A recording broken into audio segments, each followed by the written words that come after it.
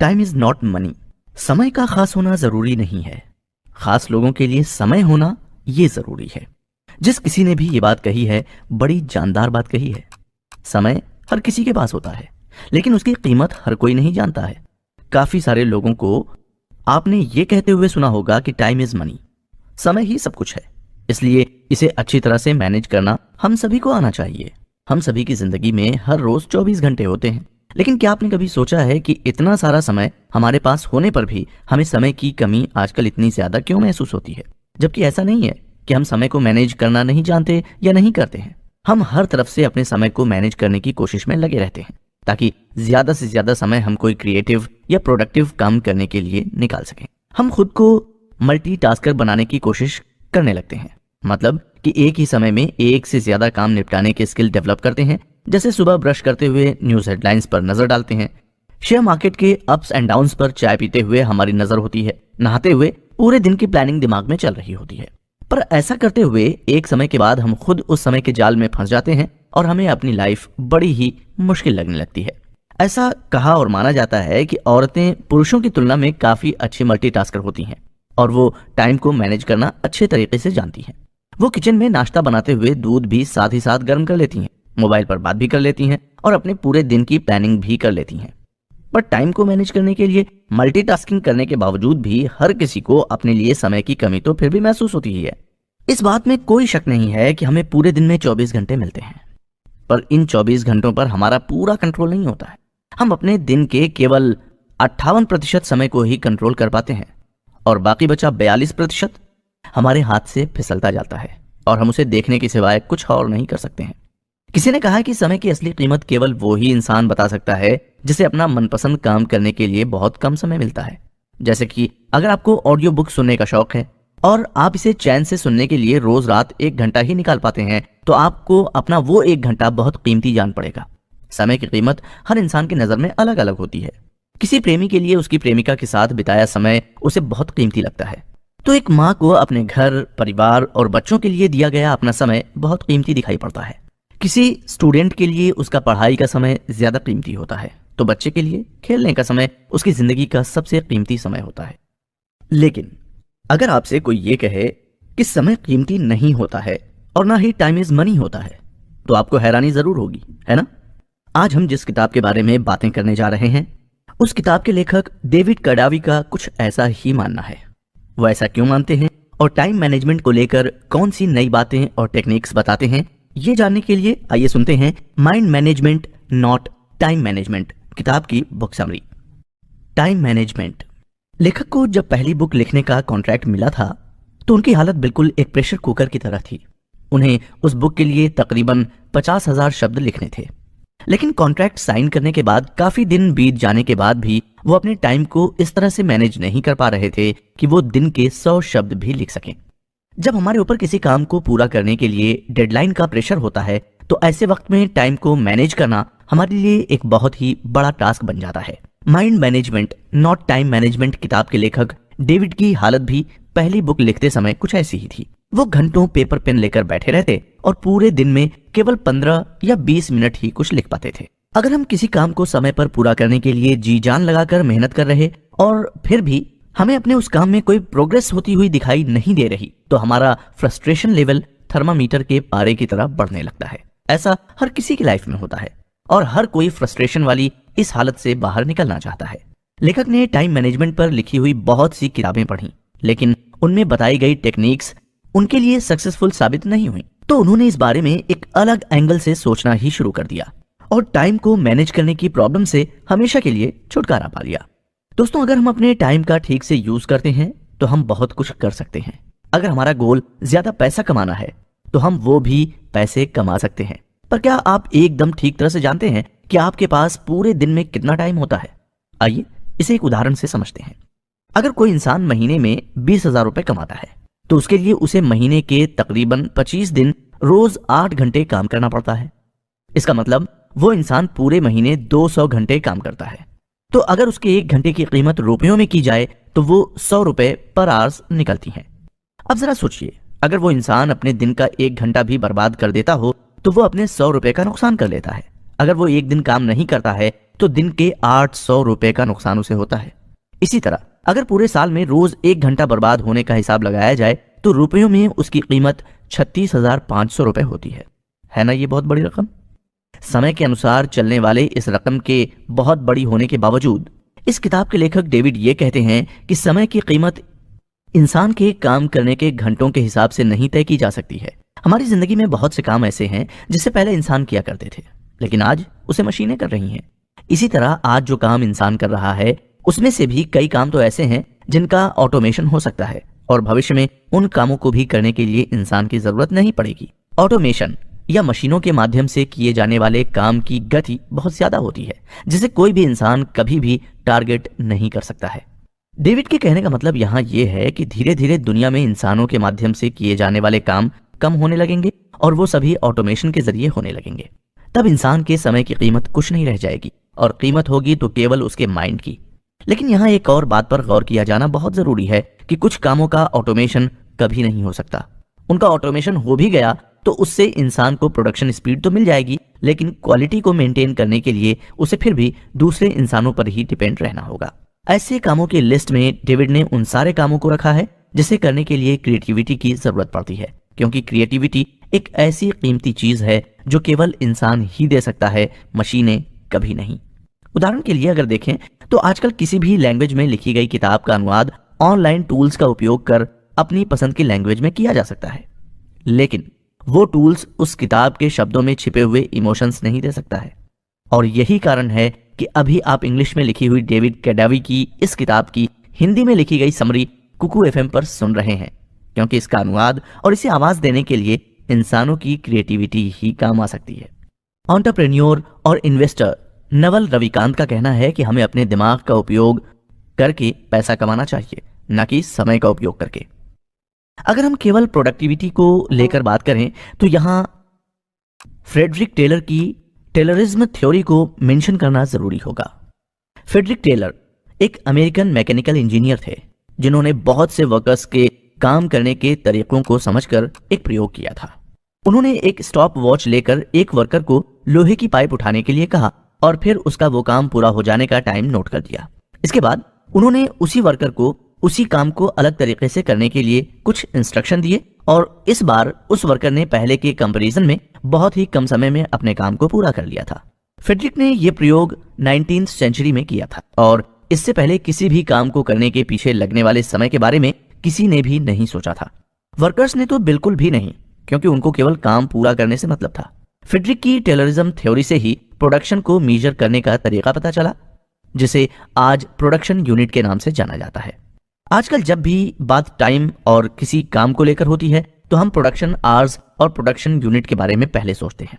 आप ये audio book summary सुन रहे हैं तो इसके हर एपिसोड के कंप्लीट होने का टोटल और बचा हुआ टाइम कुकू एफएम ऐप पर आपको जरूर दिखाई देता है। टाइम को इस तरह से मेजर करने से हमें फायदा ये होता है कि हम अपने टाइम का इफेक्टिवली मैनेजमेंट कर सकते हैं।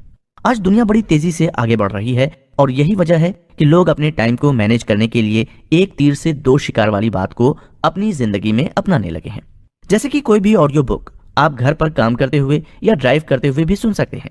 इससे आपका समय भी बचता है और आपको ऑडियो बुक सुनने के लिए कोई एडिशनल टाइम नहीं निकालना पड़ता है। लेखक आगे कहते हैं कि जो इंसान अपनी जिंदगी में कुछ करना चाहता है तो वो समय को भगवान की तरह पूछता है। समय बचाने के लिए वो कई तरह की तरकीबें अपनाता है। लेखक यहाँ अपने पड़ोसी का एक उदाहरण देते हुए कहते हैं कि वो लेखक को जब भी दिखाई देते तो लेखक को वो दौड़ते हुए ही नजर आते थे। कुछ दिनों तक उन्होंने इस तरह ऑब्जर्व करने के बाद लेखक ने जब उनसे इसका कारण पूछा तो उन्होंने बताया कि वो अपना समय बचाने के लिए जल्दी जल्दी चलते हैं। यकीनन समय हर किसी की जिंदगी में इंपॉर्टेंट फैक्टर होता है, लेकिन समय को बचाने के लिए आजकल हम लोग जिस तरह अपनी जिंदगी के दूसरे काम के साथ कंप्रोमाइज करते हैं उससे हमें ज्यादा काम करने के लिए एक्स्ट्रा समय तो मिल जाता है, लेकिन वो समय हम अगर अपनी नींद को कम कर बचाते हैं तो एक लंबे समय के बाद उसका असर हमारे शरीर पर हुए बिना नहीं रहता है।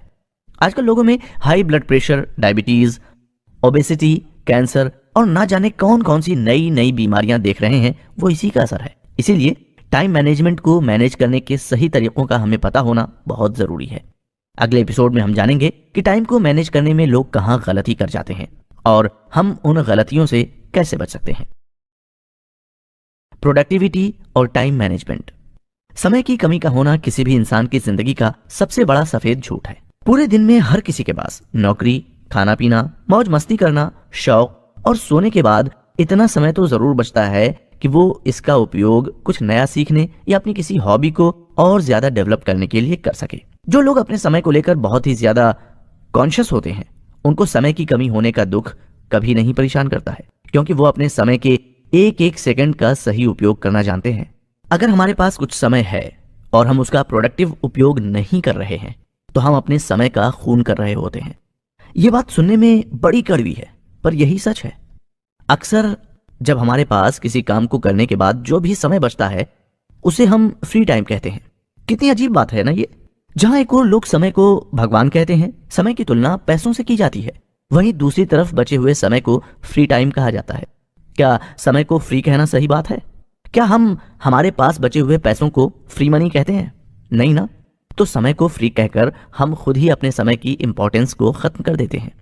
ये बात तो आप भी अच्छी तरह से जानते हैं कि अपने समय को यूज करने की आजादी हम सभी को होती है, लेकिन समय बीत जाने पर अगर हम अपने उस समय को यूज नहीं करते हैं तो वो फिर वापस नहीं मिलता है। जब हमारे पास एक्स्ट्रा पैसा होता है तो हम उसे कहीं ना कहीं इन्वेस्ट कर देते हैं, जिससे हमें फ्यूचर में उस पैसे से इंटरेस्ट मिलकर उस पैसे की कीमत और ज्यादा बढ़ जाती। समय का भी ऐसा ही है। अगर हम अपने यूज्ड समय को सही तरीके से इन्वेस्ट नहीं करते हैं तो फ्यूचर में उससे पॉजिटिव रिटर्न मिलने की संभावना कम हो जाती है।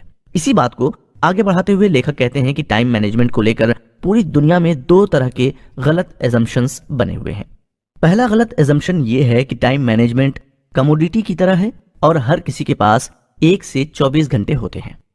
इस किताब की ऑडियो समरी को रिकॉर्ड करने से पहले मेरी भी यही सोच थी, लेकिन यह बात बिल्कुल गलत है। डेविड कहते हैं कि किसी भी दो इंसान के ही 24 घंटे नहीं, बल्कि एक ही इंसान के 24 घंटों में हर एक घंटा एक दूसरे से बिल्कुल डिफरेंट होता है। वो एक से किसी भी हालत में नहीं हो सकते हैं। हमारा मूड, हमारे शरीर की एनर्जी हमारे समय के हर एक पल को अलग तरह से ट्रीट करती है। हो सकता है कि दिन के किसी एक घंटे में हम जितनी अच्छी तरह से सोच सकते हैं, दूसरे घंटे में हम उतनी अच्छी तरह से नहीं सोच सकते। इसलिए भले ही हम सबके पास 24 घंटे यूज करने के लिए हों, लेकिन वो 24 घंटे कभी भी एक से नहीं होते हैं और इसीलिए टाइम को अच्छी तरह से मैनेज करना बहुत ही मुश्किल काम है। लेकिन दोस्तों, आप चिंता मत कीजिए। इस ऑडियो बुक की पूरी समरी सुनने के बाद आपको टाइम मैनेजमेंट डिफिकल्ट टास्क नहीं लगेगा। हम आगे बहुत सी ऐसी टेक्निक के बारे में जानेंगे जिनका इफेक्टिवली यूज कर हमारे लिए टाइम मैनेजमेंट आसान काम हो जाएगा। आगे बढ़ते हुए दूसरे गलत एजम्पशन के बारे में डेविड बताते हैं कि कम समय में ज्यादा से ज्यादा आउटपुट लेना भी इफेक्टिव टाइम मैनेजमेंट नहीं है। 1 मिनट में हम जो भी प्रोड्यूस करते हैं उसका असर अगले मिनट पर जरूर पड़ता है। अगर पहले मिनट में हम किसी वजह से एक्सपेक्टेड रिजल्ट नहीं ले पाते हैं तो दूसरे मिनट को भी हम उतनी इफेक्टिवली यूज नहीं कर पाएंगे। ये बात पहले बताए अजम्पशन से ही जुड़ी हुई है और हमारे मूड पर डिपेंड करती है। कुछ गलत या डिजायरेबल न होने पर मूड का ठीक न होना बड़ी सामान्य सी बात है जो टाइम मैनेजमेंट को अफेक्ट करती है। लेखक अपनी बात को कुछ उदाहरण देकर समझाने की कोशिश करते हैं। जैसे कोई लेखक यदि कोई नॉवेल लिखता है तो हो सकता है कि उसकी एक भी कॉपी ना बिके, लेकिन यदि वही लेखक यदि दूसरा नॉवेल लिखता है तो हो सकता है कि वो बेस्ट सेलर की लिस्ट में आ जाए। इसी तरह यदि कोई बिजनेस शुरू करता है तो वो सक्सेस ना भी हो और उसके सक्सेस ना होने पर फिर से दूसरा बिजनेस शुरू करने पर वो उम्मीद से ज्यादा प्रॉफिटेबल हो सकता है। हमें यहाँ इन उदाहरणों से समझने वाली बात यह है कि सक्सेस और फेलियर दोनों तरह के रिजल्ट्स मिलने पर भी दोनों में इन्वेस्ट किया गया समय और की गई मेहनत एक सी ही होती है। लेखक अपने हर नॉवेल को लिखने के लिए एक सी मेहनत करता है। बिजनेसमैन अपने बिजनेस को सेट करने के लिए एक सी मेहनत करता है, लेकिन फिर भी उसे एक में सक्सेस मिलती है और एक में नहीं। किसी काम का अच्छा या खराब रिजल्ट आना हमारे विचारों की क्वालिटी पर डिपेंड करता है। इसलिए लेखक फिर से ये कहते हैं कि हमारी जिंदगी में हर दिन का हर एक मिनट डिफरेंट होता है और डिफरेंट रिजल्ट देने वाला होता है। लेखक की कही गई इन सब बातों से अब तक आप ये तो अच्छी तरह समझ गए होंगे कि प्रोडक्टिव होना कम समय में किसी काम को निपटा लेना नहीं है। प्रोडक्टिविटी तो उस बीज की तरह है जिसे मिट्टी में बोने के बाद पानी और सूरज की रोशनी के साथ समय की जरूरत पड़ती है, तब कहीं जाकर उसमें से पौधा बनता है। आज को प्रोडक्टिविटी के साथ कनेक्ट करें तो ये हमारे माइंड को अच्छे विचार पैदा करने और बनाए रखने के लिए एक तरह की कंडीशन है। लेखक यहाँ अपनी बात को एक और नया मोड़ देते हुए कहते हैं कि प्रोडक्टिव होने के लिए टाइम को मैनेज करने की नहीं बल्कि माइंड को मैनेज करने की जरूरत है। क्या है माइंड मैनेजमेंट? माइंड मैनेजमेंट के बारे में ठीक से समझने से पहले आइए उससे जुड़ी हुई कुछ खास बातें जानते हैं। हम जो करना चाहते हैं और जो नहीं करना चाहते हैं, ऐसे सभी टास्क को हम ईजन आवर मेथड का उपयोग कर प्रायोरिटी के अनुसार अलग अलग कैटेगरी में डिवाइड कर सकते हैं। इस मेथड में हर एक टास्क को नॉट अर्जेंट बट इंपॉर्टेंट और urgent but not important category में डिवाइड कर अपनी प्रायोरिटी लिस्ट तैयार कर सकते हैं। हम परेटो प्रिंसिपल का 80-20 का रूल भी उपयोग में ले सकते हैं। यहाँ लेखक कहते हैं कि टाइम मैनेजमेंट से रिलेटेड कोई भी मेथड टाइम को माइंड से कनेक्ट नहीं करती है। टाइम मैनेजमेंट कुछ हद तक वैल्यूएबल हो सकता है, लेकिन माइंड मैनेजमेंट की शुरुआत वहां से होती है जहां टाइम को मैनेज करने की सारी मेथड एक लिमिटेशन पर आकर रुक जाती है। टाइम मैनेजमेंट इंसान के टाइम को ऑप्टिमाइज करती है, जबकि माइंड मैनेजमेंट इंसान की क्रिएटिविटी को ऑप्टिमाइज करती है। अगर हम अपनी क्रिएटिविटी एनर्जी को अच्छी तरह से मैनेज करना सीख जाते हैं तो हमें किसी भी टास्क को प्रायोरिटी लिस्ट या टू डू लिस्ट की जरूरत नहीं पड़ती है। लेकिन माइंड को मैनेज करना रेगुलर प्रैक्टिस से ही पॉसिबल हो पाता है। एक प्रयोग करने जैसा है। जब आप किसी प्रोडक्टिव टास्क को करने को तैयार होते हैं तो पहले खुद से पूछें कि मैं इस वक्त किस काम को करने के मूड में हूं। फिर खुद से दूसरा सवाल पूछें कि मुझे ऐसा क्या करने की जरूरत है जो मेरे मूड के साथ फिट हो सके। हम में से कई लोग टू डू लिस्ट बनाते हैं और खुद को उस लिस्ट में फिट होने के लिए फोर्स करते रहते हैं। कई बार हमारे पास उस टू डू लिस्ट के टास्क को करने के लिए समय तो होता है, लेकिन एनर्जी नहीं होती है। ऐसे में उन सब टास्क को पूरा करना किसी पहाड़ को तोड़ने जैसा काम लगने लगता है। लेकिन जैसे ही हमारा माइंड उस टास्क को करने के लिए अलाइन हो जाता है, हमारा मूड उस टास्क को करने के लिए बन जाता है, तो जैसे अचानक से सभी कुछ आसान होना शुरू हो जाता है। हम जिस काम को कल पर टालने का मूड बना रहे होते हैं वो अचानक से कहीं गायब हो जाता है। सब कुछ बिल्कुल एक फ्लो में होने लगता है और हम उस काम को बड़ी आसानी से कर लेते हैं। ऐसा कमाल माइंड को मैनेज करने पर ही हो पाता है। कई बार ऐसा भी होता है कि कोई आसान सा काम हमें उसी वक्त करना होता है। हम उसे 1 घंटे बाद या कल पर बिल्कुल भी नहीं टाल सकते हैं। तब लेखक यहाँ हमें खुद से ये सवाल करने को कहते हैं कि इस काम को करने के लिए कौन सा मूड सबसे अच्छा होगा। इसके बाद दूसरा सवाल हमें ये पूछना चाहिए कि ऐसा पिछली बार मैंने कब महसूस किया था। ऐसा करने पर हमारे मूड से जुड़ी हुई कंडीशंस रेप्लिकेट होना शुरू हो जाएगी और हम उस काम को करने का मूड बना लेंगे। ऐसा करना कॉम्प्लिकेटेड और डिफिकल्ट हो सकता है, लेकिन इम्पॉसिबल नहीं। ये ठीक वैसा ही है जैसे किसी गिटार को बजाने के लिए उसके तारों पर अपनी उंगलियां घुमाना। ये बातें आपको थोड़ी मुश्किल भरी लग रही होंगी, लेकिन दोस्तों टेंशन की कोई बात नहीं है, क्योंकि लेखक आगे हमें हमारी मेंटल सिचुएशन को कंट्रोल करने के आसान तरीकों के बारे में बताने वाले हैं। डेविड आगे बताते हैं कि किसी काम को करने का सही मूड दिन के किसी एक समय में बनता है। ये बात उन्होंने अपनी पहली किताब लिखने के दौरान महसूस की थी। डेविड ने अपने रोज के काम की एक इमेजिनरी ग्रैब बैग बना ली थी और जब भी उनका मूड बदलता वो अपने मूड के अनुसार वो काम उस ग्रैब बैग में से निकालकर करने लगते। उन्होंने अपने विचारों और उनको एग्जीक्यूट करने के पीछे छिपी हुई बाउंड्रीज को भी पहचानना शुरू कर दिया था। इस तरह जब उन्हें लगता था कि वो कोई बहुत बड़ा टास्क करने जा रहे हैं तो वो बड़ी आसानी से उस टास्क में छिपे हुए दूसरे छोटे छोटे कामों को पहचानना सीख गए। माइंड को मैनेज करने की इस प्रोसेस के दौरान उन्होंने ये पाया कि समय की कमी होना एक बहाना होने के अलावा कुछ नहीं होता है। अगर हम अपने माइंड को मैनेज कर लेते हैं तो हमें समय की कमी कभी नजर नहीं आती है। लेखक अपने अनुभव हमारे से शेयर करते हुए कहते हैं कि जब वो शिकागो में थे तब वो अपनी राइटिंग को लेकर काफी डिस्टर्ब थे। वो जैसा चाहते थे वो काफी प्रयास करने के बाद भी लिख नहीं पा रहे थे। उसी दौरान उनकी नजर उनके लिखे गए कुछ पुराने आर्टिकल्स पर गई और वो उसे पढ़ने लगे। दोस्तों, किसी भी लेखक के लिए उसका खुद का लिखा हुआ बार बार पढ़ना उसके लिए दुनिया का सबसे मुश्किल काम होता है। लेकिन डेविड के उन आर्टिकल्स में कुछ ऐसा था जिसकी वजह से वो उसे बार बार पढ़ने की लालच छोड़ नहीं पा रहे थे। उन आर्टिकल्स को पढ़ने के बाद डेविड ने यह सोचा कि क्यों वो अब उतना अच्छा नहीं लिख पा रहे हैं। उनके अच्छे आर्टिकल्स में ऐसा तो क्या है जो उनके दूसरे आर्टिकल्स से डिफरेंट बना रहा है। काफी सोचने के बाद उन्होंने एक बात नोटिस की कि उनके सारे पुराने और अच्छे आर्टिकल्स उन्होंने तब लिखे थे जब वो किसी और दूसरे शहर में रह रहे थे। तब उन्होंने अपनी पहली बुक के बारे में भी सोचना शुरू किया जो उन्होंने किसी और शहर में रहकर लिखी थी। वो कहते हैं कि पहली किताब को पूरा करने के बाद उन्हें बड़ी शांति महसूस हुई थी और इसके साथ ही एक डर भी पैदा हो गया था। शांति उन्हें इसलिए महसूस हो रही थी क्योंकि उन्होंने अपना एक गोल अचीव कर लिया था और डर इस बात का था कि वो भविष्य में और बुक्स लिखेंगे तो क्या उसमें वो कामयाब हो पाएंगे। यहाँ डेविड फेमस अमेरिकन पोएट माया एंजेलियो की कही बात को याद करते हुए कहते हैं कि हर इंसान के अंदर छिपी हुई अनकही कहानी को शब्दों में समेटने से ज्यादा बड़ी पीड़ा और कोई नहीं है। नेटेशे ने भी कहा है कि जो इंसान अपने अंदर के वाई यानी परेशानी को पहचान लेता है, वो अपने अंदर के हाउ को अच्छी तरह से सेटिस्फाई करना सीख लेता है। मतलब कि उसे अपनी परेशानियों को कैसे सुलझाना है या कैसे उस वाई का जवाब पाना है, उस बात के लिए फिर खुद को तैयार कर लेता है। लेखक कहते हैं कि उन्होंने अपने इस वाई को पहचान लिया था और ये स्वीकार कर लिया था कि उन्हें एक अच्छी लाइफ जीने के लिए और अपने काम को और ज्यादा बेहतर बनाने के लिए अपने अंदर के हाउ यानी परेशानियों से निपटने के रास्तों और तरीकों को थोड़ा बदलना होगा। इसके बाद डेविड अपनी क्रिएटिव एनर्जी का बेहतर उपयोग करने के लिए प्रयास करने लगे। दोस्तों, माइंड मैनेजमेंट को लेकर इस बुक समरी में और भी बहुत सी इंटरेस्टिंग टिप्स और बातें हैं, तो इस बुक समरी के साथ बने रहें क्योंकि अगले कुछ एपिसोड्स हम सभी के लिए लाइफ चेंजिंग अपॉर्चुनिटी होंगे।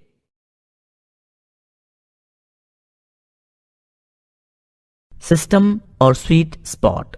जब हम ये समझने लगते हैं कि हमारी क्रिएटिव इंसाइट यानी कि रचनात्मक अंतर्दृष्टि क्या है और कैसे ये हमारी एनालिटिक थिंकिंग से अलग होती है, तो हम ये भी जान लेते हैं कि क्रिएटिव इंसाइट के लिए क्रिएटिव स्वीट स्पॉट कैसे ढूंढा जाए ताकि सही समय आने पर हम अपनी क्रिएटिविटी का अच्छी तरह से उपयोग कर सकें।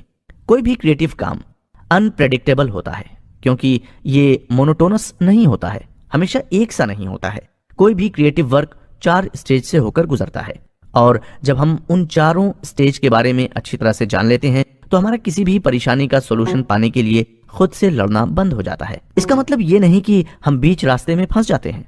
लेखक कहते हैं कि खुद को अच्छी तरह से जान लेने के बाद हमारी जिंदगी में चमत्कार होना शुरू हो जाते हैं और हमारी हर परेशानी का सॉल्यूशन खुद चलकर हमारे पास आने लगता है। लेखक आगे कहते हैं कि जिस तरह टाइम को मैनेज करने के लिए अलग अलग मेथड और स्टेप्स होती हैं, ठीक उसी तरह माइंड को मैनेज करने के लिए कई तरह की मेंटल स्टेट्स होती हैं जो माइंड को लेखक ने अपने अनुभव और रिसर्च से 7 तरह की मेंटल स्टेट्स के बारे में पता लगाया है, जिसकी सहायता से किसी भी क्रिएटिव प्रोजेक्ट को बिना किसी रुकावट के बड़ी आसानी से आगे बढ़ाया और पूरा किया जा सकता है। इस बारे में हम आगे जानेंगे। डेविड बताते हैं कि हमारे अंदर रही क्रिएटिव एनर्जी में समय समय पर उतार चढ़ाव आते रहते हैं। हम अपनी क्रिएटिव एनर्जी का कम मेहनत कर कैसे बेस्ट यूज कर सकते हैं, इस बारे में लेखक एक क्रिएटिव सिस्टम क्रिएट करने की बात करते हैं। ये क्रिएटिव सिस्टम क्या है और कैसे हम इसे डेवलप कर सकते हैं। एक प्रोफेसर की छोटी सी कहानी आपने भी कभी सुनी होगी, लेकिन यहाँ लेखक हमें उस कहानी को सुनाकर उसे एक दूसरे ही नजरिए से देखने के लिए कह रहे हैं। एक दिन एक प्रोफेसर क्लास में एक कांच का जार लेकर आए। उन्होंने वो खाली जार स्टूडेंट्स को दिखाकर उनसे जब ये पूछा कि वो जार खाली है या भरा हुआ है, तो सब स्टूडेंट्स ने हंसकर उसके खाली होने का समर्थन किया। तब प्रोफेसर ने उस जार को कुछ बड़े पत्थरों से भर दिया और फिर से स्टूडेंट्स से वो ही सवाल किया। तब सभी स्टूडेंट्स ने उन्हें यह जवाब दिया कि जार अब भरा हुआ है। तब प्रोफेसर ने हंसते हुए उस जार में छोटे छोटे और पत्थर डाल दिए और स्टूडेंट्स की तरफ देखा। स्टूडेंट्स समझ नहीं पाए कि आखिर प्रोफेसर इस एक्सपेरिमेंट से आखिर बताना क्या चाहते हैं। सभी स्टूडेंट्स का यही मानना था कि जार अब बड़े और छोटे पत्थरों से भर चुका है, लेकिन प्रोफेसर ने उस जार में अब रेत डाली तो वो भी उसमें आ गई। उसके बाद प्रोफेसर ने उस जार में पानी डाला और फिर स्टूडेंट्स से बोले, अब ये जार पूरी तरह से भर चुका है। दोस्तों, इस कहानी से सीधा साधा मतलब ये निकलता है कि हमारा दिन का शेड्यूल कितना ही बिजी क्यों ना हो, थोड़ा और ज्यादा कुछ करने का स्कोप तो उसमें होता ही है। लेकिन लेखक इस कहानी का कुछ और ही मतलब निकालते हुए कहते हैं कि जार में कौन सी चीज भरी गई ये इंपॉर्टेंट नहीं था, बल्कि इंपॉर्टेंट ये था कि वो किस ऑर्डर में भरी गई हैं। प्रोफेसर अगर जार को पहले रेत से भर देते तो बड़े और छोटे पत्थरों के लिए जगह नहीं बचती। हमारी लाइफ में स्ट्रगल हम इसी वजह से करते हैं क्योंकि हम कई बार यही डिसाइड नहीं कर पाते हैं कि कौन सी बात का ज्यादा इंपॉर्टेंट हमारी लाइफ में है। अगर हम कम इंपॉर्टेंट टास्क को पहली प्रायोरिटी दे देते हैं तो सबसे इंपॉर्टेंट टास्क के लिए हमारे पास समय ही नहीं बचेगा। किसी भी क्रिएटिव टास्क को करने वाले इंसान के लिए यह डिसाइड करना बहुत जरूरी हो जाता है कि उस टास्क को पूरा करने के साथ उसकी और कौन सी दूसरी रिस्पॉन्सिबिलिटी है और उनमें से कौन सी रिस्पॉन्सिबिलिटी को वो किसी और के साथ शेयर कर सकता है। लेखक प्रोफेसर के उस जार को ब्रेन के साथ कंपेयर कर यही कहते हैं कि हमारे ब्रेन की सिचुएशन उस जार की तरह ही होती है और ये पूरी तरह से हम पर ही डिपेंड करता है कि हम अपने ब्रेन को कौन से विचारों और कौन से टास्क से भरते हैं। लेखक के अनुसार किसी भी इंसान का पैशन उस बड़े पत्थर की तरह होना चाहिए जिसे जार में सबसे पहले डाला गया था। मतलब हमारा पेशन हमारे माइंड या ब्रेन में प्रायोरिटी लिस्ट में मौजूद होना चाहिए। लेखक कहते हैं कि हम दो तरह से किसी भी तरह का विचार करते हैं, एक डिवर्जेंट और दूसरा कन्वर्जेंट। अब आप ये सोच रहे होंगे कि ये कौन सा नया फार्मूला है? तो दोस्तों, ये कोई नई बात नहीं है। डिवर्जेंट थिंकिंग मतलब किसी टास्क या बात को लेकर अलग अलग एंगल से सोचना। इसी तरह की सोच से हमें नए नए आइडियाज आते हैं, लेकिन उन आइडियाज में से बेस्ट आइडिया को चूज करने के लिए हमें कन्वर्जेंट थिंकिंग की जरूरत पड़ती है। मतलब अलग अलग आइडियाज को एक कॉमन गोल ध्यान में रखकर डिसीजन लेना। डिवर्जेंट थिंकिंग शॉटगन स्प्रे की तरह होता है, जिसका निशाना के जगह पर न होकर पूरे एक स्पेसिफिक एरिया पर होता है, जबकि कन्वर्जेंट थिंकिंग बंदूक की गोली की तरह होती है, जो केवल एक स्पेसिफिक जगह पर जाकर लगती है। किसी भी क्रिएटिव काम को करते वक्त इंसान का डिवर्जेंट और कन्वर्जेंट थिंकिंग के बीच बैलेंस करना बहुत जरूरी है। इंसान को सोचने पर आइडियाज तो बहुत सारे आते हैं, लेकिन उनमें से बेस्ट आइडिया को चूज करना चैलेंजिंग जॉब है, क्योंकि अगर बेस्ट आइडिया को चूज नहीं किया तो उस आइडिया से बनने वाली प्रोडक्ट के बेस्ट होने की पॉसिबिलिटी होगी ही नहीं। तो आइडियाज में से बेस्ट आइडिया को चूज करने के लिए हमें अपने क्रिएटिव स्वीट स्पॉट का पता लगाना होगा। स्वीट स्पॉट कोई बड़ी भारी चीज नहीं है, ये तो वो टाइम और प्लेस है जहां हम अपना बेस्ट क्रिएटिव वर्क करते हैं। ये जार में रखा वो बड़ा पत्थर है जिस पर हमारा शेड्यूल और रूटीन वर्क डिपेंड होता है। अब सवाल ये खड़ा होता है कि इस क्रिएटिव स्वीट स्पॉट को पहचाना कैसे जाए। आप सभी ने शब्दों की पहेलियां अपनी लाइफ में कभी ना कभी जरूर सॉल्व की होंगी। क्या आप बता सकते हैं कि उन पहेलियों को सॉल्व करते वक्त आप क्या सोचते हैं और किस तरह से, किस डायरेक्शन में सोचते हैं? आपका जवाब चाहे जो भी हो, लेकिन लेखक इस सवाल का जवाब पहले ही दे चुके हैं। हम पहले डाइवर्जेंट थिंकिंग करते हैं, मतलब कि अलग अलग तरह से डिफरेंट डायरेक्शन में सोचकर बहुत से ऑप्शंस इकट्ठा करते हैं और फिर हम बाद में उन सारे ऑप्शंस में से बेस्ट सुटेबल ऑप्शन चूज करने के लिए हम कन्वर्जेंट थिंकिंग करते हैं। क्रिएटिव स्वीट स्पॉट को पहचानना इस तरह की शब्द पहेलियों को सॉल्व करने जैसा ही है। हमें इसके बारे में इस बुक समरी के अगले एपिसोड में जानेंगे, लेकिन तब तक आप यहाँ दी गई कुछ शब्द पहेलियां सॉल्व करने का प्रयास कीजिए। इसे सॉल्व कर आप अपना क्रिएटिव स्वीट स्पॉट पहचानने के कितने एक्सपर्ट हैं, इसका जवाब इस ऑडियो बुक समरी के आखिरी एपिसोड में आपको जानने को मिलेगा। तो पेश है आपके लिए कुछ शब्द पहेलियां। हरा आटा लाल पराठा, उसे मिलजुल कर सब सखियों ने। 3 अक्षर का मेरा नाम, पहला कटे तो राम राम, दूसरा कटे तो फल का नाम, तीसरा कटे तो करूं काटने का काम। बताओ क्या है मेरा नाम? आप सोचिए इसके बारे में। हम मिलते हैं फिर अपने अगले एपिसोड में। First hour rule. Famous neuroscientist John Kounios के अनुसार जब हम कोई भी पहेली सॉल्व करते हैं तो हम एक यूनिक थॉट प्रोसेस से होकर गुजरते हैं। जॉन कोनियस ने उस थॉट प्रोसेस को इंसाइट कहते हैं। उनके अनुसार इंसाइट मतलब अचानक से रियलाइजेशन होना, अचानक से परसेप्शन का बदलना। जब हम कोई भी पहेली सॉल्व करते हैं तो बहुत कुछ सोचने के बाद भी जवाब नहीं मिलता है, तो कभी कभी अचानक से ही माइंड में कुछ क्लिक होता है और हमें जवाब मिल जाता है। कोई इसे यूरेका फैक्टर कहता है, तो कोई इसे आहा मोमेंट, तो कोई इसे क्रिएटिव इंसाइट के नाम से जानता है। लेखक आगे कहते हैं कि अगर हम किसी काम को करते हुए क्रिएटिव इंसाइट फेज से गुजर रहे हैं तो इसका मतलब ये बिल्कुल भी नहीं है कि वो आइडिया ही बेस्ट आइडिया हो। कोई भी आइडिया तब तक बेस्ट आइडिया नहीं बन सकता जब तक वो हमारे काम से रिलेवेंट और उपयोगी ना हो। हर आइडिया बेस्ट आइडिया क्यों नहीं हो सकता, इसके बारे में जानने के लिए हमें हमारे विचार और दिमाग के मैकेनिज्म को समझना होगा।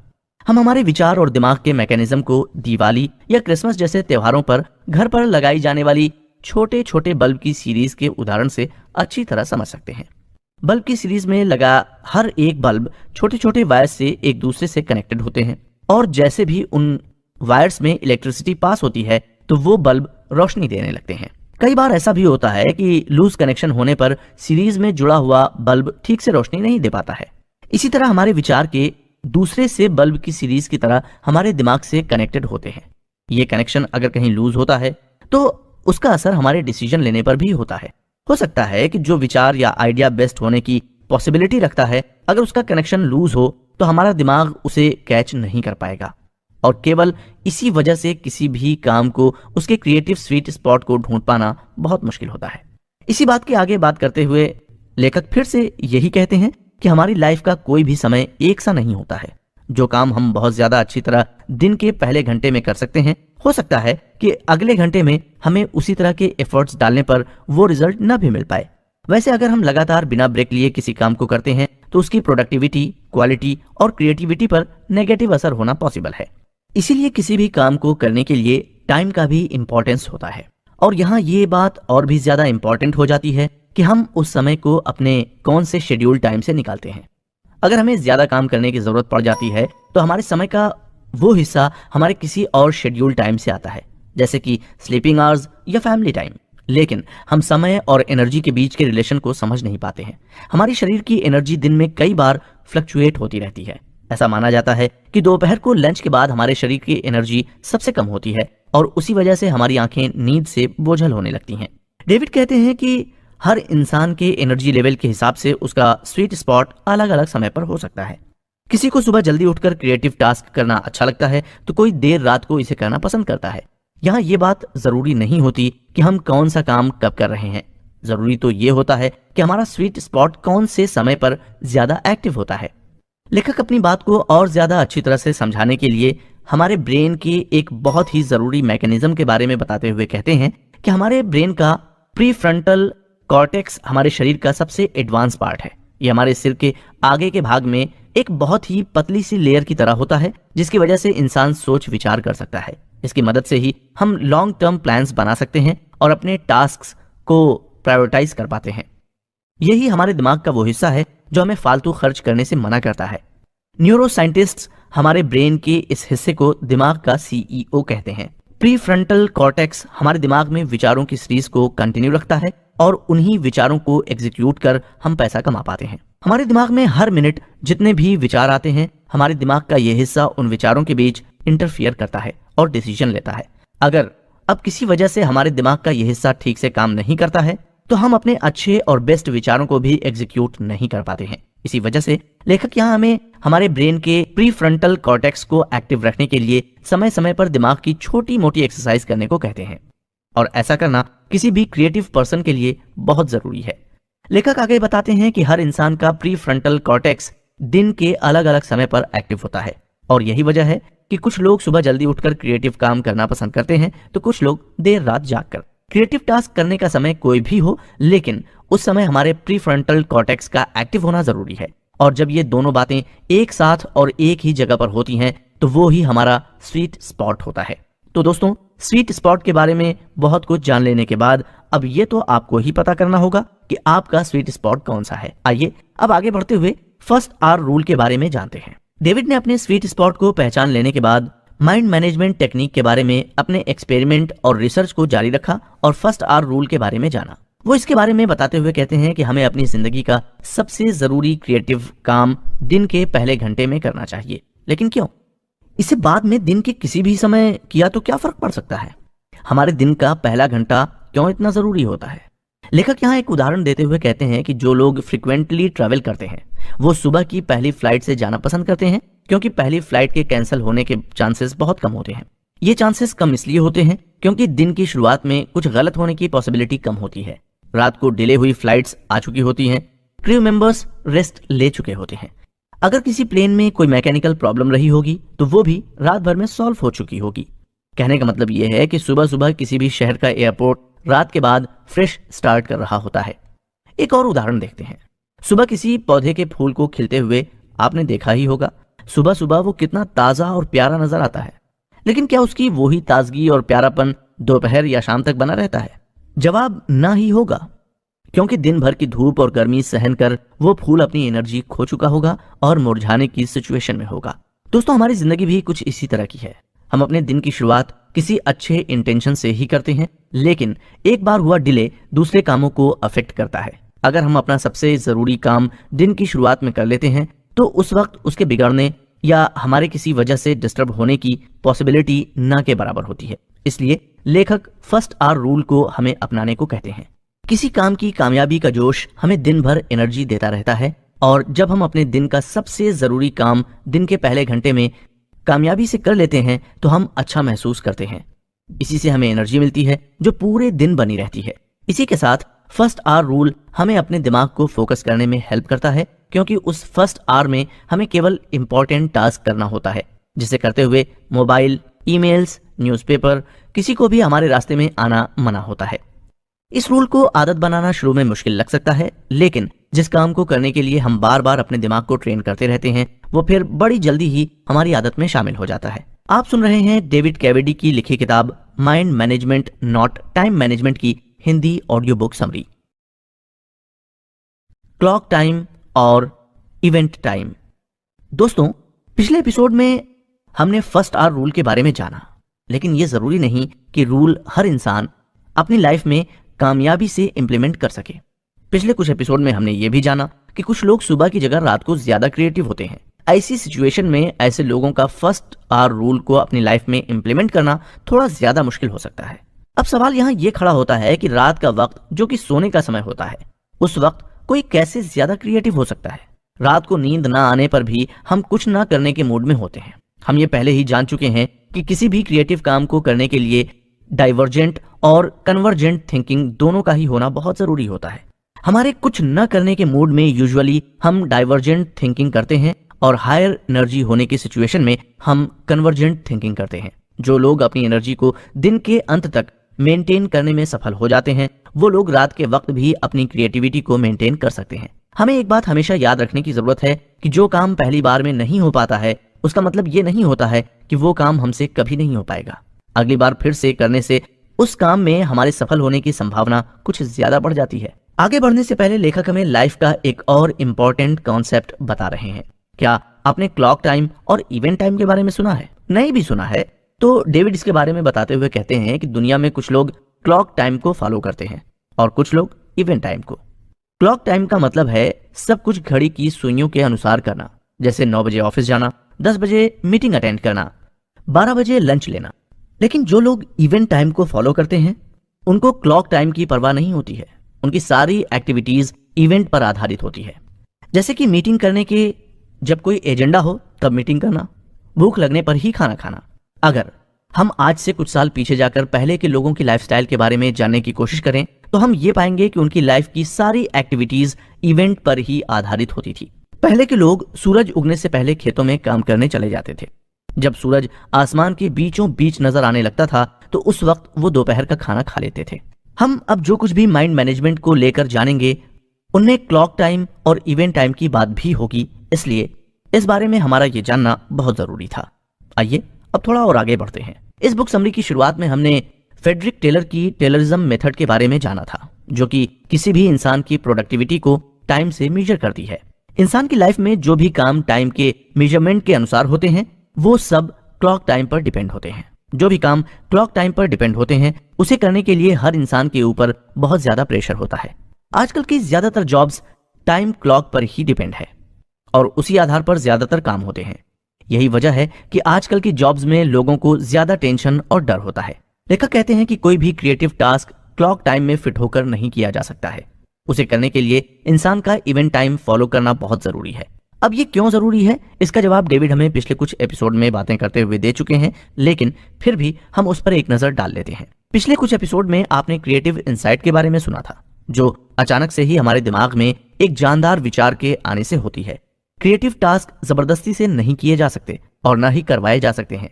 इन्हें कोई भी इंसान तभी अच्छी तरह से कर सकता है जब वो उसके क्रिएटिव स्वीट स्पॉट में हो और क्रिएटिव इंसाइट को महसूस कर रहा हो। यही वजह है कि क्रिएटिव टास्क इवेंट पर आधारित होते हैं। इस बुक समरी के एक एपिसोड में आपको कुछ पहेलियां सॉल्व करने के लिए दी गई थी। उम्मीद है कि आपने उसे अब तक सॉल्व कर लिया होगा। वैसे न भी किया हो तो उसके जवाब के बारे में हम इस बुक समरी के आखिरी एपिसोड में ही बात करेंगे, तो तब तक आप उसे सॉल्व कर सकते हैं। जब इंसान कोई भी पहेली या शब्दों पर आधारित पहेली को सॉल्व करता है, तो वो या तो एनालिटिक तरीके से सॉल्व कर सकता है या क्रिएटिव तरीके से। दोनों ही तरह से सॉल्यूशन मिल तो जाता ही है, लेकिन अंतर यहाँ क्लॉक टाइम और इवेंट टाइम का हो जाता है। एनालिटिक तरीके से कोई काम करना मतलब उसे डिफाइन किए गए स्टेप्स के अनुसार ही पूरा करना। जो काम किसी स्टेप्स को फॉलो कर किया जाता है, वो टाइम और डेडलाइन से जुड़ जाता है। रिसर्च से यह भी पता चला है कि इवेंट पर आधारित टास्क करने से इंसान अपने अंदर ज्यादा पॉजिटिविटी महसूस करता है। जब इंसान पॉजिटिव मूड में होता है तो अपने इनसाइट से अच्छी तरह से कनेक्ट हो पाता है। अब माइंड मैनेजमेंट की टेक्निक्स का यूज करते हुए हमें क्लॉक टाइम फॉलो करना चाहिए या इवेंट टाइम? इस सवाल का जवाब हम आगे जानेंगे। जो लोग ज्यादा बिजी रहते हैं उनकी क्रिएटिविटी कम होती जाती है। रिसर्च से ऐसा पाया गया है कि कुछ हद तक बिजी होने पर क्रिएटिविटी 19% तक कम हो जाती है और बहुत ही ज्यादा बिजी होने पर यह 45% तक कम हो जाती है। बहुत से लोग टाइम को मनी के साथ कंपेयर करते हुए उसे बहुत कीमती मानते हैं। ये सोच वैसे गलत तो नहीं है, लेकिन अगर टाइम को मनी के साथ जोड़कर देखा जाता है तो उसके नुकसान और फायदे भी हमारे पास पैसे होने और न होने की सिचुएशन की तरह ही होते हैं। जब हमारे पास ज्यादा पैसे होते हैं तो हम उसे कहीं इन्वेस्ट कर उससे ज्यादा पैसे बना लेते हैं, लेकिन वहीं पैसों की कमी होने पर हमें पैसा किसी से उधार लेना पड़ता है, जिसके लिए हमें इंटरेस्ट भी देना पड़ता है। मतलब एक बार उधार ले लेने पर हम अपने भविष्य की कमाई और बचत को भी कम कर रहे होते हैं, क्योंकि अपने लगाए हुए पैसों से ही तो हम उधार लिए हुए पैसों पर इंटरेस्ट भर रहे होते हैं। ठीक इसी तरह जब हम बिजी होते हैं तो हमारे पास समय की कमी होती है और वो समय हम अपने दूसरे काम को करने के समय से उधार लेते हैं। इसका सीधा मतलब ये है कि हम अपनी क्रिएटिविटी को खोकर अपने टाइम पर इंटरेस्ट पे कर रहे होते हैं।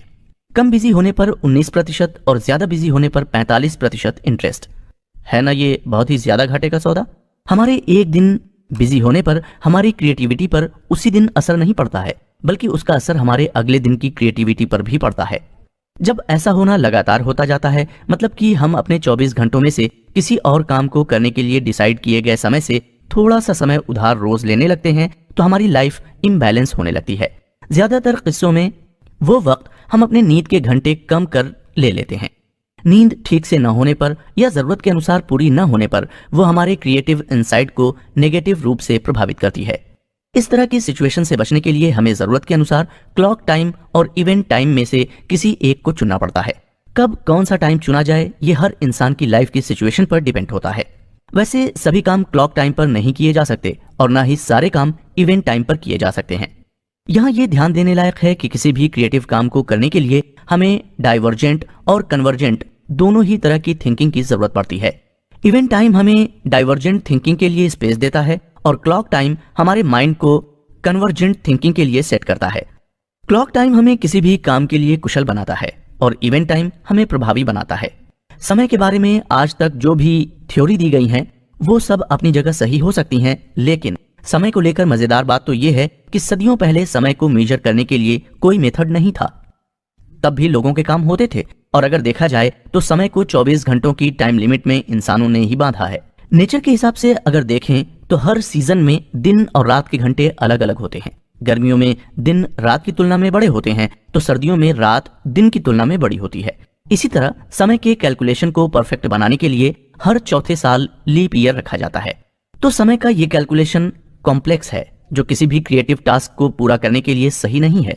इसीलिए लेखक कहते हैं कि समय के साथ रेस करना बेवकूफी है, समझदारी इसके साथ माइंडफुल होकर चलने में ही है।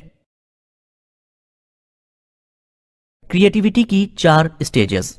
Famous novelist Robert Louis Stevenson ने कहा है कि हमें अपने दिन को उस फसल से जज कभी नहीं करना चाहिए जो हम काटते हैं, बल्कि उस बीज से करना चाहिए जिसे हम बोते हैं। दोस्तों, अगर आप किसी क्रिएटिव काम से जुड़े हुए हैं तो कभी ना कभी तो आपने भी अपनी लाइफ में यह महसूस किया ही होगा कि किसी दिन किस क्रिएटिव काम को पूरा करने के लाखों प्रयास करने के बाद भी हम उसे पूरा कर ही नहीं पाते हैं। उस वक्त ऐसा लगता है जैसे दिमाग ने काम करना बंद कर दिया है या फिर हमारा प्रीफ्रंटल कॉर्टेक्स डैमेज हो गया है। किसी भी काम को पूरा न कर पाने से जो फ्रस्ट्रेशन होता है वो रात को चैन से सोने नहीं देता है और दिन को ठीक से काम नहीं करने देता है। ये प्रॉब्लम हर उस इंसान के साथ होती है जो किसी ना किसी तरह से किसी क्रिएटिव टास्क से जुड़ा हुआ होता है। यहाँ लेखक हमें हमारी क्रिएटिविटी से रिलेटेड 4 स्टेजेस के बारे में बता रहे हैं। पहली स्टेज होती है प्रिपरेशन, यानी कि किसी काम को करने की तैयारी। लेखक कहते हैं कि इस स्टेज में हमारे सारे टास्क को हम पूरा करने के लिए जरूरत की चीजें सीख रहे होते हैं या कोई रिसर्च कर रहे होते हैं या डेटा इकट्ठा कर रहे होते हैं। दूसरी स्टेज इंक्यूबेशन होती है। ये प्रिपरेशन स्टेज के बाद की वो स्टेज होती है जब हमारे पास हमारे काम को करने के लिए सब कुछ होता है लेकिन हमने उस काम को करने की शुरुआत नहीं की होती है। एक्चुअली ये वो स्टेज है जब हम क्रिएटिव टास्क के बारे में एक्टिवली कुछ नहीं कर रहे होते हैं। हो सकता है हम कुछ सोच रहे होते हैं या कोई दूसरा काम कर रहे होते हैं या सो रहे होते हैं। तीसरी स्टेज है इल्यूमिनेशन। सरल शब्दों में इसका मतलब होता है चमकना या तेज रोशनी मिलना। ये क्रिएटिविटी की आहा मोमेंट होती है जो अचानक से ही आती है। इस स्टेज में हमें अपना कोई एफर्ट नहीं लगाना पड़ता है। ये स्टेज कभी आ सकती है। हो सकता है आप नाश्ता कर रहे हो और कोई अमेजिंग आइडिया आपके दिमाग में फ्लैश हो जाए। फाइनल और चौथी स्टेज है वेरिफिकेशन। इस स्टेज में हम इल्यूमिनेशन स्टेज में आए आइडियाज को इवेल्युएट करते हैं और अपने क्रिएटिव वर्क को फाइनल टच देते हैं। डेविड अपनी राइटिंग को लेकर क्रिएटिविटी की प्रॉब्लम से परेशान थे, लेकिन जब उन्होंने क्रिएटिविटी की इस 4 स्टेजेस के बारे में जाना तो इन स्टेजेस की पावर का पता पहली बार चला। वो कहते हैं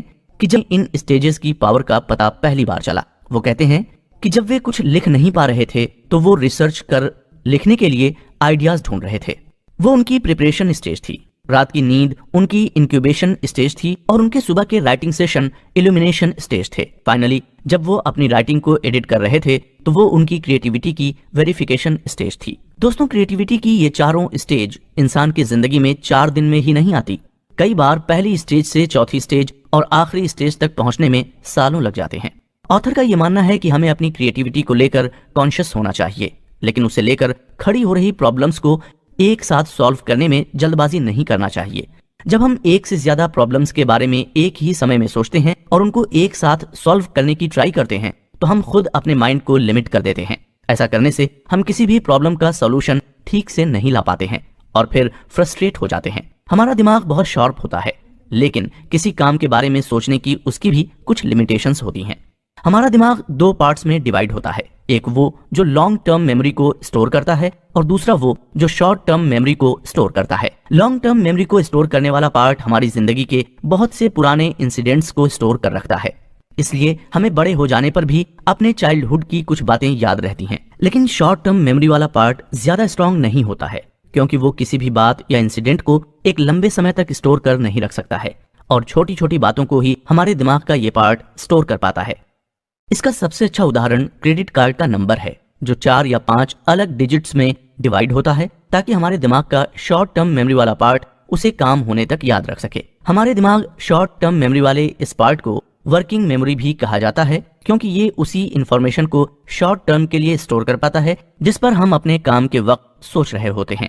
माइंड को मैनेज करने की प्रोसेस में हमारे ब्रेन के इन दोनों पार्ट्स का एक दूसरे के साथ सिंक होना बहुत जरूरी है। न्यूरो साइंटिस्ट्स इसे इस तरह से डिस्क्राइब करते हैं, हमारे ब्रेन के ये दोनों पार्ट्स एक थिएटर की तरह होते हैं, जिसमें शॉर्ट टर्म मेमोरी वाला पार्ट्स स्टेज की तरह होता है जिस पर एक्टर्स परफॉर्म करते हैं, और लॉन्ग टर्म मेमोरी वाला पार्ट ऑडियंस की तरह होता है जो स्टेज पर एक्टर्स की हो रही एक एक मोमेंट को कैप्चर करता है और उसे स्टोर करता है। अब यदि स्टेज पर एक साथ बहुत सारे एक्टर्स एक साथ परफॉर्म करने लगे तो क्या ऑडियंस हर एक एक्टर्स के परफॉर्मेंस के साथ कनेक्ट हो सकेगी? बिल्कुल नहीं, क्योंकि कोई भी इंसान एक ही समय में किसी एक जगह पर ही अपनी अच्छी तरह से फोकस कर सकता है, और जब वो एक से ज्यादा जगह पर एक साथ फोकस करने की कोशिश करता है तो थोड़ा सा कंफ्यूज हो जाता है। ठीक ऐसी ही हालत हमारे दिमाग की होती है जब हम एक साथ एक ही समय पर बहुत सी बातों पर फोकस करते हैं। ऐसी सिचुएशन में हमारे ब्रेन का शॉर्ट टर्म मेमोरी वाला पार्ट लॉन्ग टर्म मेमोरी वाले पार्ट के साथ ठीक से सिंक नहीं हो पाता है और हम इरिटेट होने लगते हैं, हमें फ्रस्ट्रेशन होने लगता है। अगर हम माइंडफुल होकर अपनी क्रिएटिविटी से जुड़ी हुई प्रॉब्लम्स को देखते हैं और उसे सॉल्व करने की कोशिश करते हैं तो क्रिएटिविटी की दूसरी स्टेज का इंक्यूबेशन पीरियड इसमें हमारी बहुत हेल्प करता है। हमारी क्रिएटिविटी की ये स्टेज तभी एक्टिव होती है जब हम किसी प्रॉब्लम को सॉल्व करने के लिए बहुत ज्यादा सोच रहे होते हैं। ऐसा करते हुए हमारे ब्रेन की बहुत ज्यादा पावर उसे होने लगती है और हम कुछ भी क्रिएटिव ना तो कर पाते हैं और ना ही सोच पाते हैं। ऐसे में हमारे ब्रेन की सिचुएशन ट्रैफिक जैम की तरह हो जाती है। ऐसी सिचुएशन में हमें माइंडफुल रहकर इंक्यूबेशन पीरियड पर फोकस करना चाहिए और थोड़े वक्त के लिए हमारे दिमाग में चल रहे सब विचारों को एक साइड कर कोई ऐसा दूसरा काम करना चाहिए जो हमें रिलैक्स कर सके, या फिर हमें रेस्ट कर लेना चाहिए। ऐसा कर लेने से हमारी क्रिएटिविटी का इंक्यूबेशन पीरियड एक्टिव होकर जो भी इररिलेवेंट थॉट्स होते हैं उनको वो हमारी शॉर्ट टर्म मेमोरी से डिलीट कर देता है और हमारा दिमाग फिर से चार्ज हो जाता है। दोस्तों, क्रिएटिविटी एक ऐसी पेनफुल जर्नी है जो लाइफ लॉन्ग प्लेजर देती है। अगर आप अपनी क्रिएटिविटी में अपने प्रॉब्लम्स की वजह से परेशान हैं और ब्रेन के ट्रैफिक जैम में फंस गए हैं तो क्रिएटिविटी की चारों स्टेज का माइंडफुल होकर इम्प्लीमेंट करने से आपकी प्रॉब्लम 99% सॉल्व हो जाएगी। 7 मेंटल स्टेज और क्रिएटिविटी। ऑथर का कहना है कि हमें किसी को भी काम को रोकने से पहले खुद से ये 3 सवाल पूछने चाहिए। पहला, मैं कौन से तरह का काम अभी करना चाहता हूं। दूसरा, उस काम को करने के लिए मेरा मूड कैसा होना चाहिए। और तीसरा, पिछली बार मैंने कब ऐसा महसूस किया था। किसी भी क्रिएटिव वर्क को करते हुए इंसान का मूड डिफरेंट सिचुएशंस और आसपास के माहौल के अनुसार बदलता रहता है। जैसे कि कोई राइटर बंद कमरे में बैठकर अच्छा फील करता है, तो किसी का मूड खुली हवा में बैठकर लिखने से अच्छा होता है। अलग अलग तरह के काम के अनुसार हमारा मूड और एनर्जी लेवल हर इंसान के केस में अलग होता है। हमारे कुछ काम ऐसे होते हैं जिसे करने के लिए हमें बहुत ज्यादा फोकस्ड रहने की जरूरत नहीं होती है और ना ही उसे करने में हमें अपनी ज्यादा एनर्जी लगानी पड़ती है।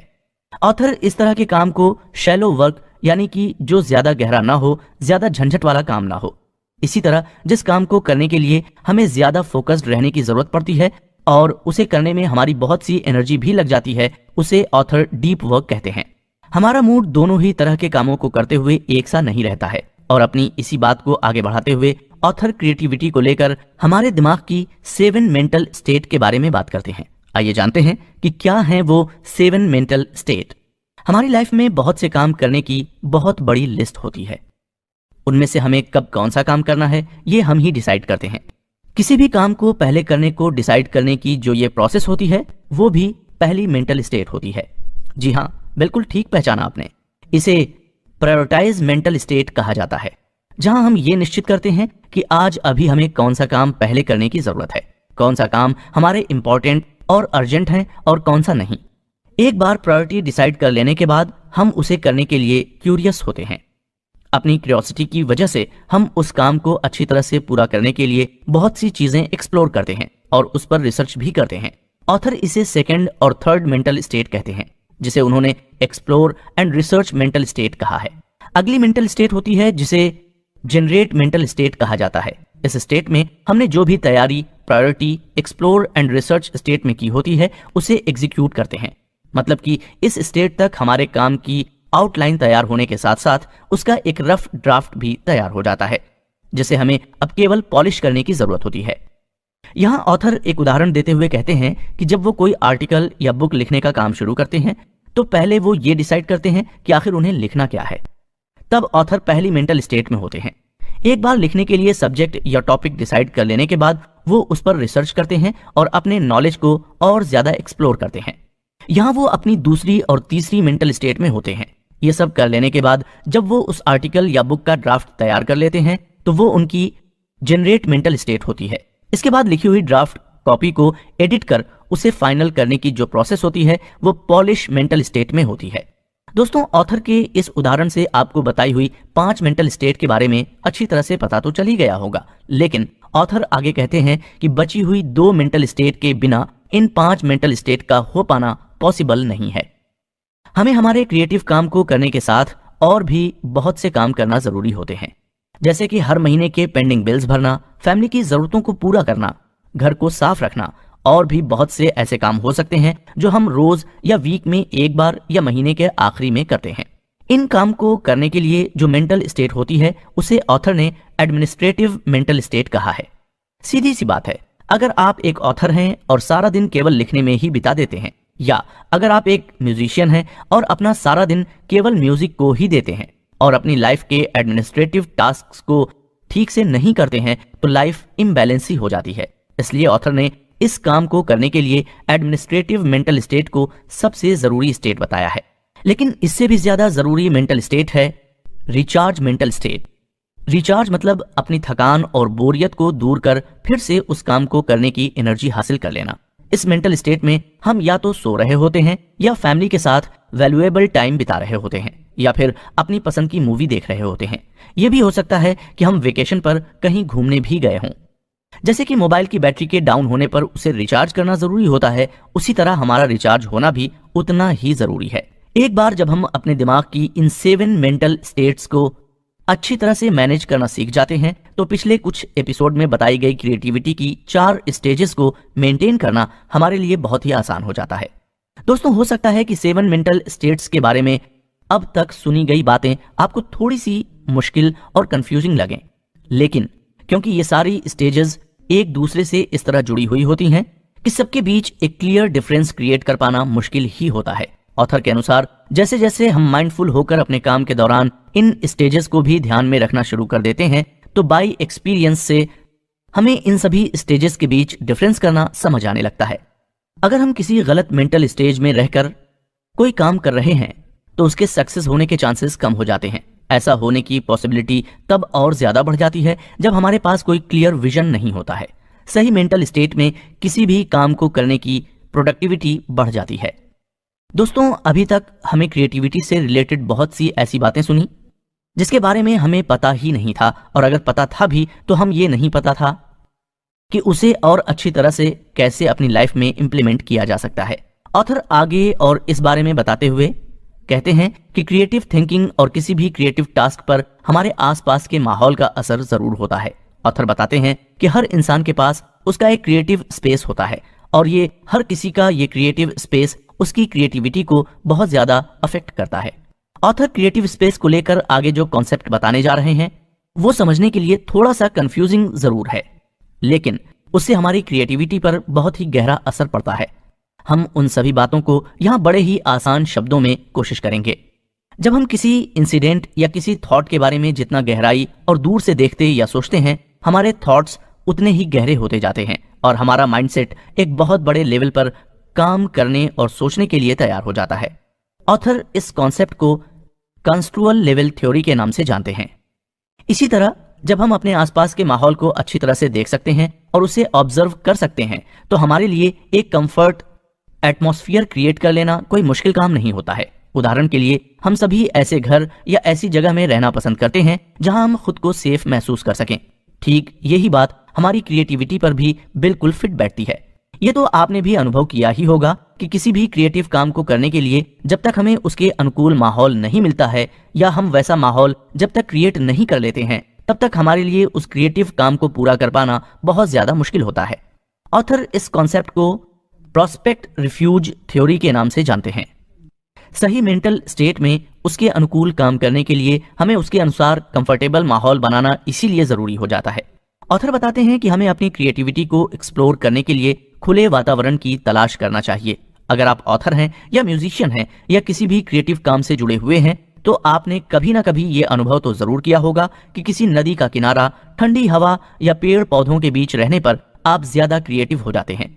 अगर ये अनुभव नहीं किया है तो एक बार कर लेने जैसा है। इसी तरह किसी भी एनालिटिक काम को करने के लिए क्लोज स्पेस यानी कि बंद कमरा ज्यादा अनुकूल होता है।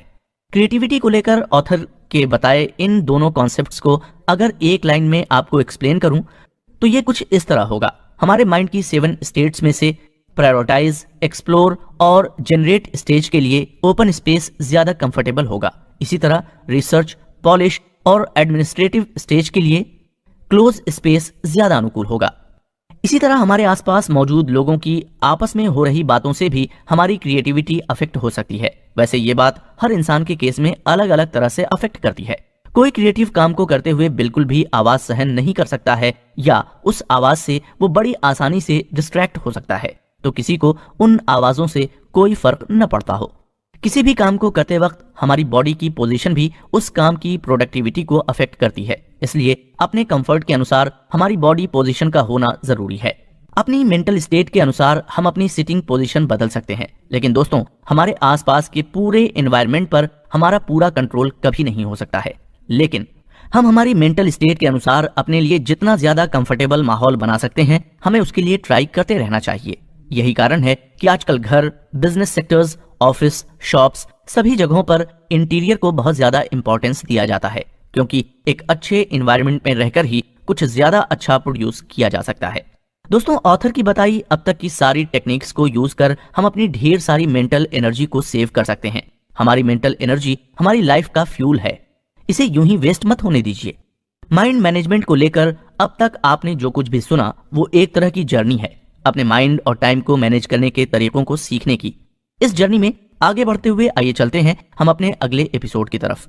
सुनते रहें कुकू एफएम, सुने जो मन चाहे। Creative cycle. आपने भी शायद कभी ये ऑब्जर्व किया हो कि हम जहां कहीं भी रह रहे हों वहां के माहौल में, नेचर में एक रिदम यानी कि ताल होती है, ठीक वैसे ही जैसे किसी गाने में होती है। सूरज के निकलने का एक वक्त होता है और उसके डूबने का भी एक वक्त होता है जो हर सीजन के अनुसार बदलता रहता है। ठीक इसी तरह हर सीजन में कुछ स्पेसिफिक और स्पेशल फेस्टिवल्स हम सेलिब्रेट करते हैं। ये सब कुछ समय के हिसाब से एक रिदम में होता है और जब ये रिदम हमारी लाइफ में भी क्रिएट होने लगती है तो हमारी मेंटल एनर्जी कई गुना बढ़ जाती है। ऑथर इसी रिदम को क्रिएटिव साइकिल कहते हैं, मतलब कि हम अपनी क्रिएटिविटी स्टेजेस और मेंटल स्टेट्स को बार बार रिपीट करते रहते हैं, और जब इस रिपीटेशन से एक रिदम क्रिएट होने लगती है तो हम और ज्यादा क्रिएटिव अपने अंदर महसूस करने लगते हैं। ऑथर हमें बताते हैं कि जब हम अपने क्रिएटिव साइकिल को अच्छी तरह से मेंटेन करते हैं तब टाइम मैनेजमेंट के लिए हमें कोई एक्स्ट्रा एफर्ट्स नहीं डालने पड़ते हैं। क्रिएटिव साइकिल सही तरीके से तभी मैनेज हो पाता है जब हम अभी तक ऑथर की बताई गई टेक्निक्स का यूज कर अपने माइंड को अच्छी तरह मैनेज और कंट्रोल करने लगते हैं। इसका मतलब साफ है कि अपने माइंड को एक बार मैनेज कर लेने के बाद हमें टाइम को मैनेज करने की जरूरत ही नहीं पड़ती है, क्योंकि ये तो फिर अपने आप ही मैनेज होने लगता है। हमारी लाइफ में हमें रोज रोज करने को बहुत से काम होते हैं। अगर हम उन कामों को करने के लिए अपनी प्रायोरिटी लिस्ट तैयार नहीं करते हैं तो सब कुछ मिसअप होने लगता है। इस मिसअप से बचने के लिए ऑथर हमें सलाह देते हुए कहते हैं कि किसी भी इंसान की सबसे बड़ी कमजोरी किसी काम को कल पर टालने की होती है। जो काम हमारे लिए ज्यादा इंपॉर्टेंट नहीं होता है और अर्जेंट भी नहीं होता है, उसे हम कोई रीजन न होने पर कल पर टालने की कोशिश करते हैं।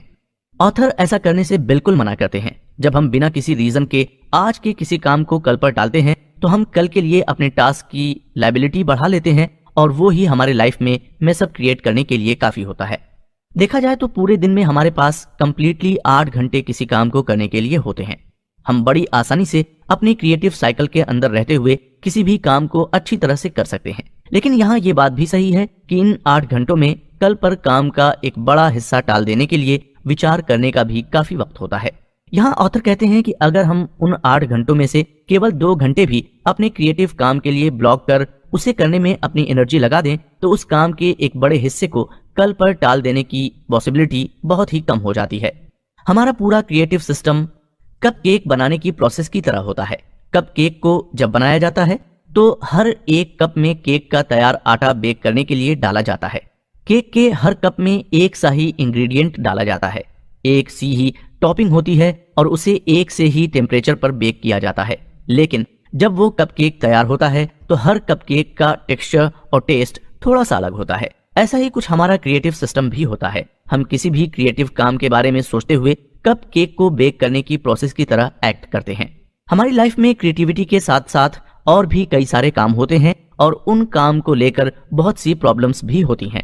अगर हम किसी एक प्रॉब्लम को लेकर बहुत ही ज्यादा उलझ जाते हैं तो उस वक्त हम अपनी सारी एनर्जी केवल एक कप केक बनाने जैसी प्रोसेस में वेस्ट कर देते हैं।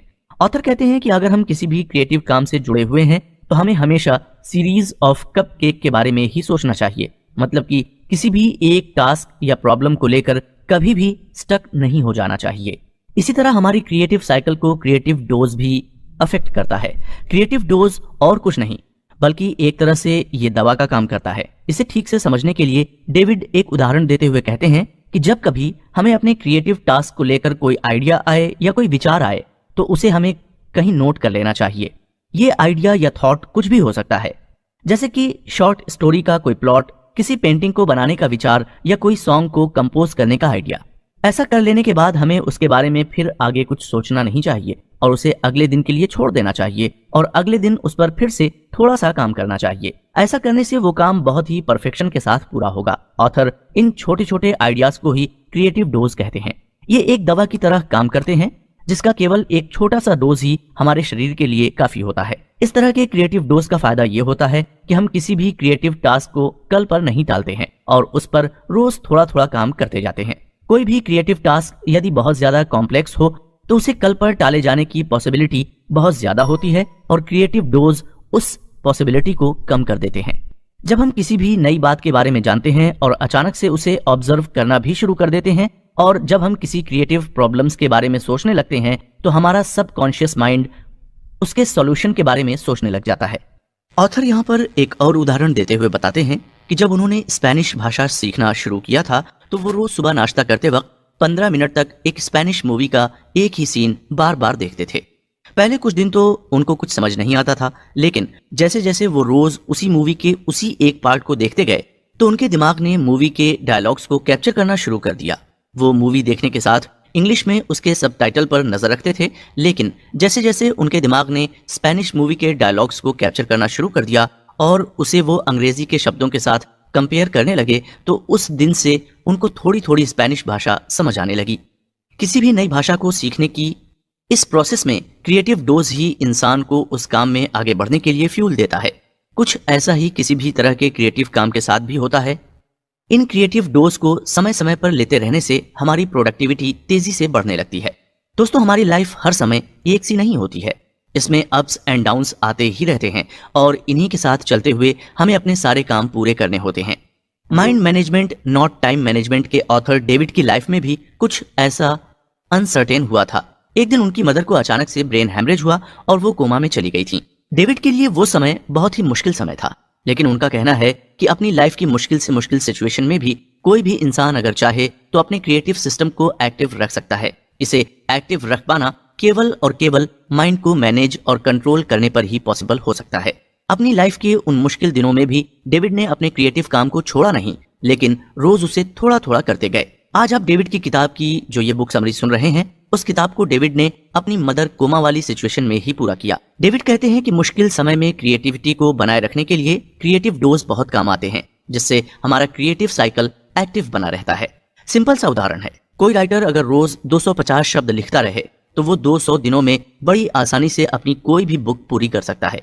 इसी तरह हम अपनी लाइफ का कोई भी टास्क क्रिएटिव डोज के साथ बड़ी आसानी से पूरा कर सकते हैं।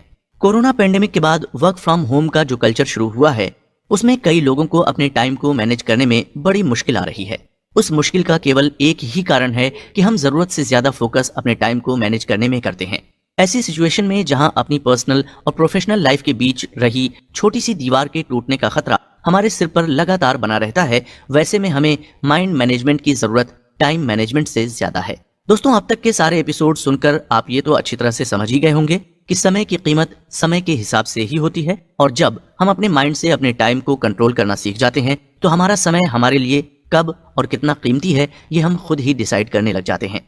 ये सब सीखने के लिए हमें केवल इसकी प्रैक्टिस करने की जरूरत है। माइंड मैनेजमेंट को आसान स्टेप्स में अपनी लाइफ में इंप्लीमेंट करने के लिए ऑथर ये कहते हैं कि हमें ज्यादातर इवेंट टाइम का यूज करना चाहिए। जो काम इवेंट टाइम से न हो सके केवल उनको ही क्लॉक टाइम से करना चाहिए। इसी के साथ हमें अपने क्रिएटिव स्पॉट को जानना और पहचानना जरूरी है। इसे जानने के बाद अगर हम रोज रोज अपनी क्रिएटिव ब्लॉक्स को दूर करते रहते हैं तो हम अपनी मेंटल स्टेट को बड़ी आसानी से मेंटेन कर सकते हैं। मेंटल स्टेट को मेंटेन करने के साथ साथ हमें क्रिएटिविटी की 4 स्टेज का भी ध्यान रखकर उसे इंप्लीमेंट करते रहना चाहिए।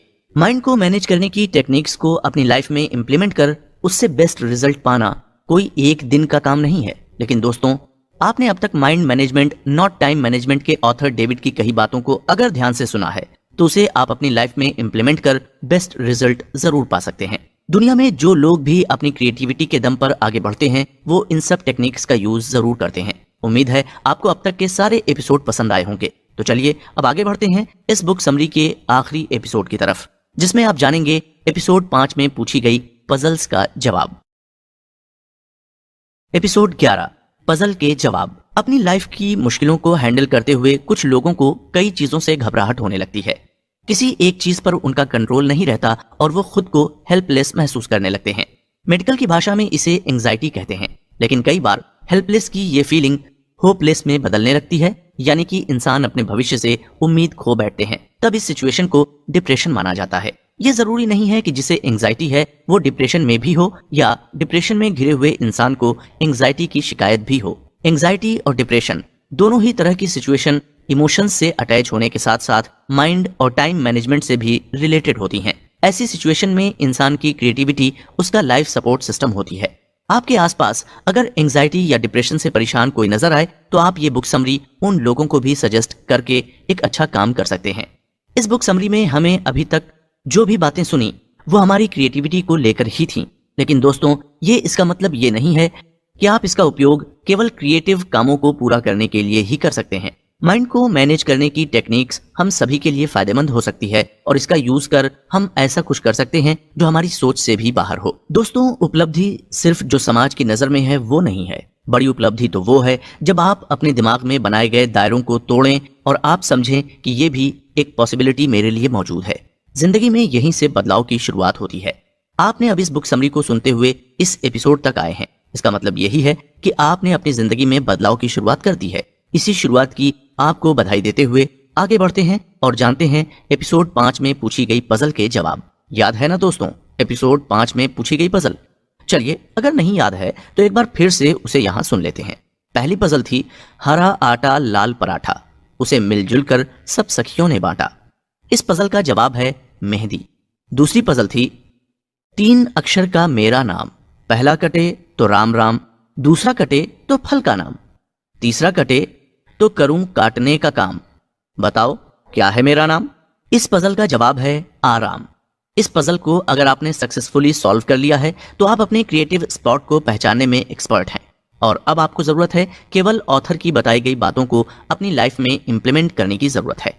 यह जरूरी नहीं है कि आप सारी बातों को अपनी लाइफ में इंप्लीमेंट करें। आपकी लाइफ की सिचुएशन, आपके काम के अनुसार जिस समय जो भी कॉन्सेप्ट आपको इंप्लीमेंट करने जैसा लगे उसे जरूर अपनी जिंदगी का साथी बना लें। ऐसा करते रहने से रिजल्ट आपको जरूर मिलना शुरू हो जाएंगे। इसके साथ ही ऑथर कुछ काम की टिप्स देते हुए कहते हैं कि दूसरे लोग हमारे काम या विचारों के बारे में क्या बोलते हैं उसकी हमें परवाह नहीं करनी चाहिए, क्योंकि हम खुद अपने आप को उनसे कहीं ज्यादा जानते हैं और समझते हैं। हमें कुछ क्रिएटिव लोगों के साथ में ज्यादा से ज्यादा वक्त बिताना चाहिए। इसके लिए लेखक हमें बच्चों के साथ ज्यादा समय बिताने की सलाह देते हैं, क्योंकि पूरी दुनिया में बच्चों से ज्यादा क्रिएटिव और कोई नहीं होता है। उनकी कल्पना शक्ति एकदम खुली होती है और यदि हम उनके साथ में रहेंगे तो वो हमें हमेशा हमारी लिमिटेशन से बाहर की बातों के बारे में सोचना सिखा देंगे। सब कुछ जान लेने के बाद भी यदि हमें क्रिएटिव बनने में परेशानी हो रही है तो हमें एक बार अपने अंदर झांक कर देख लेना चाहिए। हर कोई क्रिएटिव होता है, लेकिन यदि हमें लगता है कि हम क्रिएटिव बनने के लायक नहीं हैं तो पॉसिबिलिटी है कि हम कभी भी क्रिएटिव नहीं बन सकेंगे। हम अपने ऊपर भरोसा बढ़ाकर बहुत कुछ कर सकते हैं। हमें अपने सोचने के तरीके को भी बदलते रहना चाहिए। रोज रोज किए जाने वाले काम को करने का तरीका भी कभी कभी बदल लेना चाहिए। जैसे कि किसी जगह जाने का अपना रास्ता बदल लें, टॉयलेट में जाकर कुछ पढ़ें, शहर में घूमते वक्त नई नई चीजों की तलाश करें। हाल ही में हुई एक रिसर्च के अनुसार ऐसे लोग जिनके पीछे नीले रंग की दीवार या अन्य उसी कलर का कोई बैकग्राउंड होता है, वो किसी भी क्रिएटिव काम को ज्यादा अच्छी तरह से कर पाते हैं। इसलिए इस बात को भी आजमाने में कोई बुराई नहीं है। क्रिएटिविटी को रेगुलर प्रैक्टिस की जरूरत होती है। यदि हम किसी चीज को क्रिएटिव तरीके से करना चाहते हैं तो हमें इसे बार बार करते रहना चाहिए। हम जितना ज्यादा ऐसा करेंगे हम उतने ही ज्यादा क्रिएटिव भी बनते जाएंगे। ऑथर ये भी कहते हैं कि हमें अपने दिल की आवाज को हमेशा सुनना चाहिए। ऐसा करने से मन और दिमाग पर बोझ नहीं रहता है और हम कोई भी काम अपनी पूरी क्रिएटिविटी का यूज करके कर सकते हैं। हमें अपनी जिंदगी के अनुभवों के बारे में सोचते रहना चाहिए और फिर इसे किसी और तरीके से चेंज कर उसे क्रिएटिविटी का रूप दे देना चाहिए। जैसे कि अपने अनुभवों पर गाना बन सकता है, कोई पेंटिंग बन सकती है, या फिर कोई कोलाज या कोई शॉर्ट फिल्म भी तो बन सकती है। हमारी जिंदगी कैसी होनी चाहिए इस बारे में केवल हम ही सोच सकते हैं। इसलिए हमें अपने इमोशंस को दुनिया में मौजूद अपने से जुड़े हुए हर एक इंसान के सामने एक्सप्रेस करने की कोशिश करना चाहिए, ताकि हर कोई हमारी इनर ब्यूटी को पहचान सके। दोस्तों, आपने इस बुक समरी को एंजॉय किया और ऐसा फील कर रहे हैं